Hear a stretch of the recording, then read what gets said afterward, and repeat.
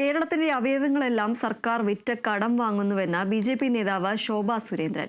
ജനങ്ങളുടെ കിഡ്നി മാത്രമാണ് ഇനി വിൽക്കാനുള്ളത്. സിനിമയിലെ പാട്ടുപോലെ അമ്മായി അച്ഛൻ വിദേശ യാത്രകൾ നടത്തി മരുമകന് വേണ്ടി അപ്പം ചുട്ടുകൊണ്ടിരിക്കുകയാണ്. കോടിക്കണക്കിന് രൂപയുടെ പദ്ധതികൾ കേരളത്തിലേക്ക് കേന്ദ്രം നൽകുമ്പോൾ കിഫ്ബി വഴി എടുത്ത കോടിക്കണക്കിന് രൂപ ഏത് വകുപ്പിലാണ് വിനിയോഗിച്ചതെന്ന് വ്യക്തമാക്കണം. കേരളത്തിന്റെ പൊതുസമൂഹത്തിന് മുമ്പിൽ ധവളപത്രം പുറത്തിറക്കണമെന്നും ശോഭാ സുരേന്ദ്രൻ പറഞ്ഞു.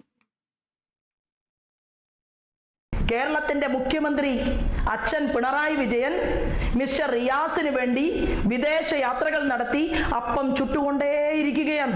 കോടിക്കണക്കിന് രൂപയുടെ പദ്ധതികൾ കേരളത്തിലേക്ക് കേന്ദ്രം നൽകുമ്പോൾ ഈ കിഫ്ബി വഴി എടുത്ത കോടിക്കണക്കിന് രൂപ ഏത് മേഖലയിലാണ് വിനിയോഗിച്ചത്, ഏത് വകുപ്പിലാണ് വിനിയോഗിച്ചിട്ടുള്ളത് എന്നതിനെ കുറിച്ച് കൃത്യമായി അടിയന്തരമായി ഒരു ധവളപത്രം പുറപ്പെടുവിക്കാൻ കേരളത്തിന്റെ മുഖ്യമന്ത്രി തയ്യാറാകണം എന്ന് ഭാരതീയ ജനതാ പാർട്ടി ആവശ്യപ്പെടുകയാണ്.